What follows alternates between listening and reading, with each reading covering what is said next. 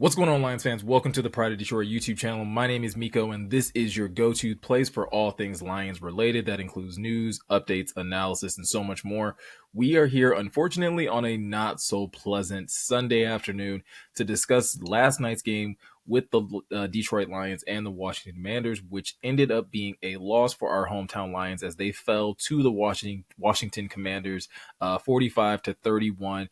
It was a high explosive offensive game from both of these teams, but at the end of the day, there are certain things that went on throughout this game that basically had things go in the favor of the Commanders.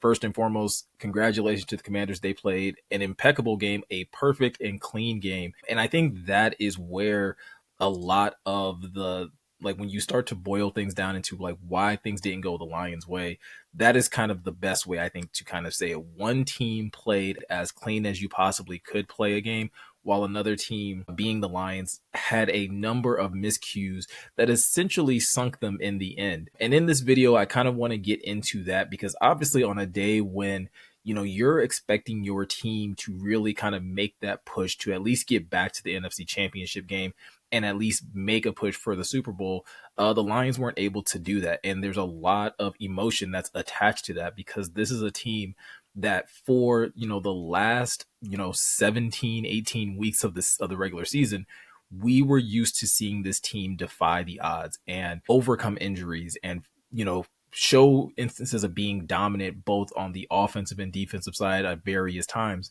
And last night was not that.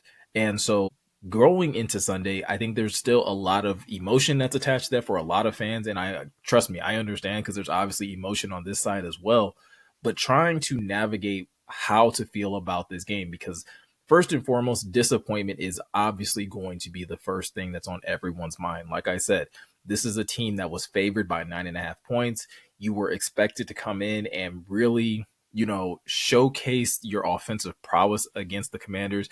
And yeah, I think on the defensive side, I think for both of these teams, it was expected that, like, hey, both of these defenses were in for long days. But like I said, I think when you start to boil it down to very specific things, and it's not just one thing, but very specific things throughout this game, you're able to see why things kind of went out of hand when it comes down to the Lions not being able to come out on top with this victory. So like I said, in this video, I kind of want to break down those different things. And the first thing I really do want to start with, and I think will be the overarching theme for this entire video, is that I don't think this is a game where you can easily just point fingers at one person or one side of the ball or whatever the case may be. Whenever it comes to losses, and this is how I try to look at losses, again, not saying it's always foolproof, but the one thing that I try to do when looking at losses is not just point the finger at one person, because very rarely is it just one person's fault. This is a game that is played with 11 people on the field on offense and defense, right? There are coaches on both sides of the ball. There are coaches for every single position group. There are so many different things that go into the outcome of a game when it comes down to a win or a loss. And so I think the one thing that is very unfair for us to do as fans is to look at this game, to know that there's so many different intricacies to getting a win, and then to boil it down to one person or to boil it down to one coach or whatever the case may be, or one position group, whatever the case may be. That I think is very disingenuous. When the Lions were able to win 15 games this season, yes, were there some games where one side of the ball, pulled more of their weight than the others? Absolutely. Right. We know that for the most part, the offense was the juggernaut and was the motor for this team throughout the regular season. But we also can't forget that for the first 2 or 3 weeks of this regular season, they took a while to get going, and it was the defense that was kind of holding things down. We can't forget that Tennessee Titans game where the offense didn't really get to do a whole lot. The defense was kind of so-so, and it was really special teams that kind of lifted them up. Even when you go to the Minnesota game that helped them clinch the division, yes, the offense was good, but also you had a very dominant performance from the defense that basically made it so that the offense could continue to just hammer the Vikings and be able to come out on top on that win. So when we look at the season in totality, we can see that, again, whether it's coaches, players, schemes, whatever the case may be, it varied from week to week. And more often than not, the Lions were on the winning side. And so if we are going to be upset, if you're going to be disappointed, if you want to talk about this game and be, I think, again, as genuine as you can be in your critique, we have to realize that this is a team loss. Like, in the truest sense, this was a team loss on both the offensive side, the defensive side. Special teams, I guess, for the most part, did their job right. Jake Bates made his kicks. He kicked off well. All of those things were fine, right? So special teams for the most part were fine. But yeah, both coordinators made mistakes. The head coach made mistakes. And so to try to boil it down to one, I think would be a little disingenuous. This is a game where there shouldn't be finger pointing. In my opinion, this is a game where there should definitely be the opportunity to point out some very obvious things that went wrong. And let's start with the offense first and foremost, the unit that we expected to go out there and be dominant. This is an offense that was going in, getting David Montgomery back.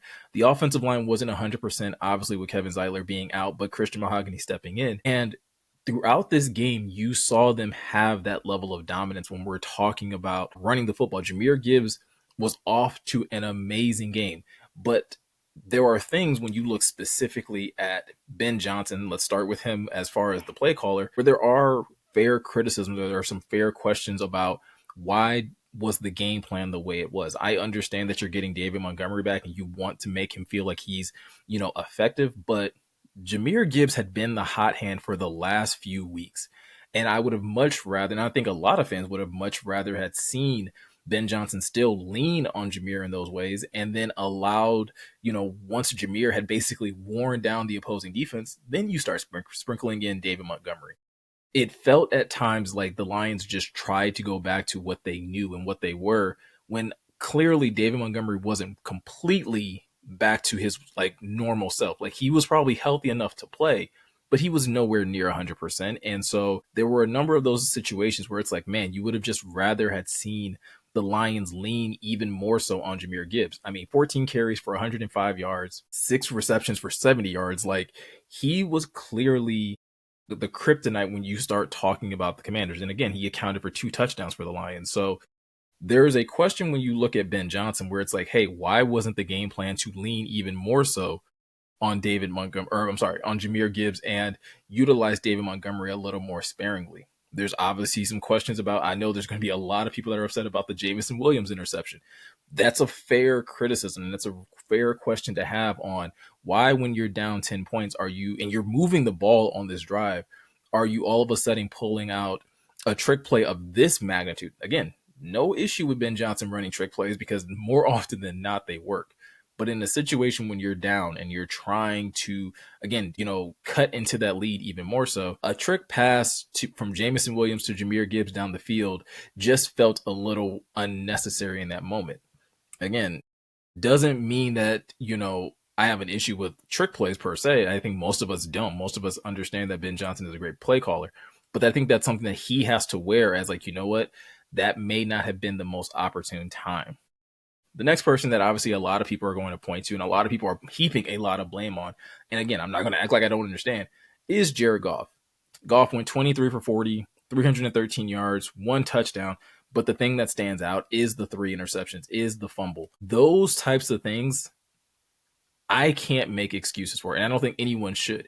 Jared Goff did not play his best game. He did not execute at the highest level. Yes, he is very much culpable in this offense not being able to perform to the level that we expected it to. A couple of those interceptions, specifically the one that he overthrows to Tim Patrick, is just an unnecessary greedy play when he had Sam Laporta in front of Tim Patrick, where he could have just dumped that down. And Sam, being the great playmaker that he is, probably still turns that upfield and is either getting a first down or is at least getting a good chunk of yardage on a catch and run. The throw to J-Mo. Listen, I know some people are going to say, hey, J-Mo needs to fight for that ball. I would also argue, though, that if Goff lays that out more in front, we're not talking about J-Mo having to fight back. We're also talking about, again, one of the fastest guys on this team. You're asking him to, on a full sprint, to stop what he's doing and trying to jump backwards to the ball after he's already beaten his man off the line. Like, this isn't a situation where they were stride for stride with each other. J-Mo had won on his route.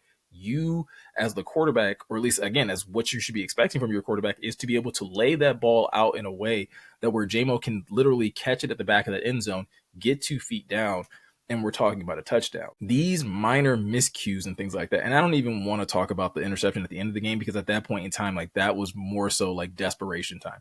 The fumble is just as much on Graham Glasgow as it is on Jared Goff. Yes, Jared needs to protect the football a lot better in that situation, but I would also say that Graham needs to be better in pass pro in that situation and getting beat inside. And when your quarterback is trying to step up to make a play, and now he's getting sacked and it's a sack fumble, that is a thing that, again, killed a lot of momentum, because the Lions could have went up 14-3 in that situation.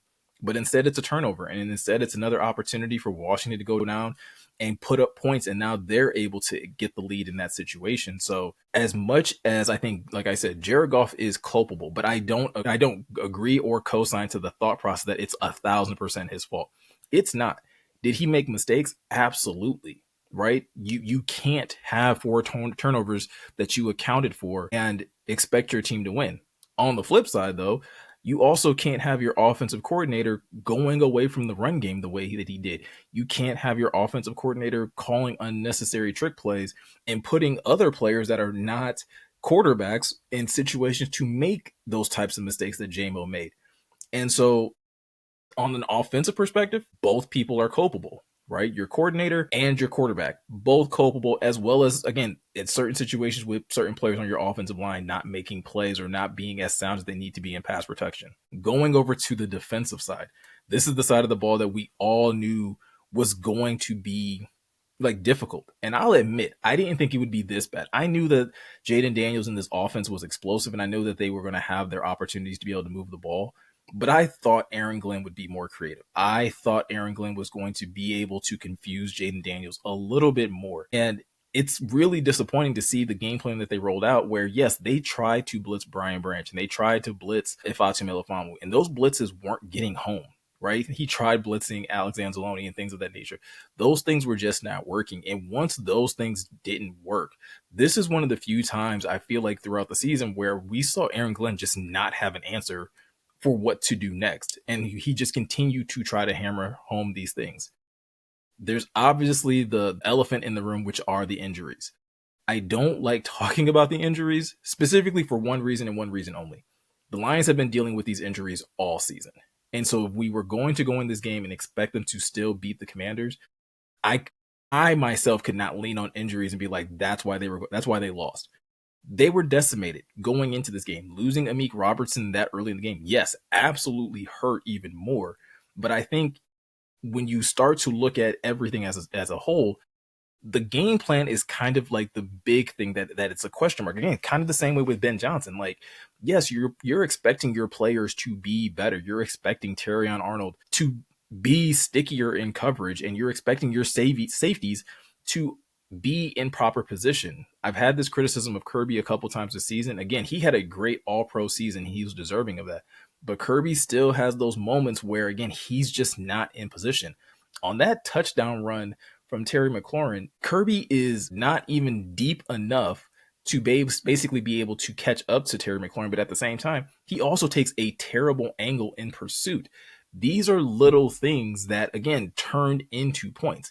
Not saying that the Commanders wouldn't have scored on that drive, but they wouldn't have scored on that play if, technique and execution is just a little bit better. Again, those are the types of things that I look at when I'm looking at this game, and it's just like, man, this defense just didn't play well. Yes, there is that whole, elephant in the room of the injuries and not having Aleem McNeil and not having Aiden Hutchinson. But those guys weren't a part of the team for most of the time of you going 15-2. And yet you still found ways to win. And so you have to look at the guys that you did have available and question what they were able to put forward. Again, not saying effort-wise, but again, their ability to execute. Zadarius Smith not having a sack. Josh Paschal not having a sack. Not being able to get enough pressure, with guys like Levi Onwuzurike. Or again, when you're sending blitzes, guys just not quite getting there. And so those are the types of things where you look at it from a player perspective and, again, a coordinator perspective. Game plan a little bit questionable, again, in terms of being able to adjust when things aren't working and when things are starting to kind of fall apart. And player perspective, when it's just like, man, guys are just not executing the way that you expect them to. And last but not least, we do have Dan Campbell. And Dan was the guy, he's always been this guy. And it's the thing that I love most about him as a head coach. He takes accountability for when his team doesn't perform well. And he should in this situation. I don't think he needs to take on as much blame as he was taking at the podium, because again, I think he does a lot of that as a way of protecting his coaches and his players in that situation. But yes, there is something to be said for if Aaron Glenn and Ben Johnson are coming up with these game plans and they're bringing them to you and you are co-signing them. Yes, you are culpable in the sense of what were the other adjustments that could have been made, right? What other plan Bs or plan Cs were in place in the event that things just weren't going the way that they should be. Outside of his decision making in the game, I thought he did fine. But I think again, if Ben Johnson wants to run a trick play with JMO, I do think Dan Campbell should be able to veto that and be like, that's just not the time for that kind of play. We're moving the ball. We're getting to where we need to get to. Let's continue to run the ball with Ja, or let's get someone else involved. Let's feed the ball to Amon-Ra, or let's get the ball to JMO in a different way so that we can continue to, expose this Commander's defense. Dan's ability to take accountability is, again, a thing that makes him a great coach. But I think, yes, he did fail in the sense of not being able to, properly have his team, prepared in the way that they should be, like he said. But I think also in terms of being able to adjust and be able to, keep his coordinators in check and being able to either keep certain plays from being called, or again, making sure that certain adjustments are being made. Obviously, the whole 12 men on the field situation with the defense, when you're having an ability to possibly get off the field, or at least be able to force a fourth and long situation, and instead you get hit with 12 men on the field, that's on the head coach as well. He should be the one that's able to see how many players are on the field. He should be the one calling a timeout in that situation. Those things don't happen. Washington's able to get an easy first down, and they're easily able to get another touchdown. It's just, those are the things that, again, you look at it from a totality perspective: offense, defense, head coach, player execution, all of those things. This is why the Detroit Lions lost. This is why they're not playing in the NFC Championship game. Yes, there are specific players that maybe contributed a little bit more than others, but again, this is a team loss. This team won 15 games together. They've lost 3 all season together. That's the reality of it. And it's disappointing. Like I said, there's not a lot of silver lining to much of this, other than the fact that, like, you have the chance next year for a lot of these guys to still be healthy. This team is still very young, right? You're going to have Aiden Hutchinson back. You're going to have Aleem McNeil back. Derek Barnes, Malcolm Rodriguez, those guys will be back and healthy.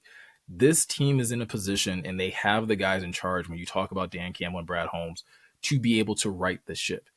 The question we have to see going forward is, what does that look like? Because I think for the fan base, a lot of us have been probably clamoring about the same thing, specifically when talking about the defensive side, right? That the defense needs more playmakers, that they need more pass rush help. We will now get to see if that's the direction that Brad Holmes and this coaching staff decide to go into. Obviously, we also have questions about the coaching staff in general. Ben Johnson and Aaron Glenn have both been on head coaching hunts. Both are seen as top tier candidates. Do they both decide to leave? Does one of them decide to come back? A lot of that's going to dictate what the Lions do as well. But at the end of the day, while I am extremely disappointed in the playoff loss, I also can't lose sight of the fact that I'm encouraged by what I saw this season. For this team to go 15-2 in the regular season, for them to overcome so much adversity, and to really go toe-to-toe with some top-tier teams throughout the regular season, it's encouraging for what Dan is able to build going forward and what the Lions are able to be going forward. Yes, they're going to have to retool. Yes, they're going to have to reshuffle some pieces, and we're going to have to see where they add depth. But when you talk about this offense is very talented, and you have, great young weapons across the board. You look at this defense, and you have players that are capable, right? When you talk about guys coming back from injury, like I mentioned, but Jack Campbell took a huge step this year. I thought Kirby and Brian Branch took great steps this year. You're going to have to figure out the corner situation, right? I think Terrion is going to need to show some great improvement going into his sophomore year, and I think he will. A decision is going to have to be made on Carlton Davis on, do you want to extend him or do you want to bring him back? The same with Zadarius Smith. Do you want to keep him and have him be that other edge opposite Hutch? Because that's something that we just never got to see. These are a lot of things that the Lions are going to have to work on, but it's still, they're going to need to add depth. They're going to have to make improvements on certain aspects of the roster. And those are the things that we're going to have to, like, kind of have this wait and see approach as we go into the off season. So that's something that we're going to get more into in our next video when we, Morgan and I plan on shooting a video tomorrow, and we're going to look ahead and try and talk about what the Lions need to do. And as we kind of roll into the offseason, now that the Lions season is over, we'll start talking more draft and free agency and what the Lions need to do. But at the same time, as disappointing as it is, like I said, I don't think we should lose sight in how much this team accomplished as a franchise and getting to where they got to this year. There's no guarantee that we'll ever see a season quite like that again. Just like there's no guarantee that they'll make it to the playoffs, but I do think they're built for it. I do think that they are still constructed well enough to be able to make another playoff push and continue to make playoff pushes for the next few years with Dan Campbell, Brad Holmes, and Sheila Hamp at the helm. So that's pretty much going to do it for this video, guys. Let me know what you guys think in the comment section. How are you processing this game? Where do you kind of stand when you're looking at going forward, and what do you think the Lions need to do? Let us know all that in the comment section below. Also, you can always check out prideofdetroit.com for all the latest news, updates, and things like that are coming out about the Lions. Also, if you want to stay tuned to everything that we're doing over here on YouTube, all you have to do is hit that subscribe button, hit that notification bell. Those things not only help out the channel, but it makes it so much easier for you to find our content whenever we decide to upload a new video or decide to go live. So with all that said, I'm Miko. Thank you guys for taking the time to watch, and I'll catch you guys in the next one.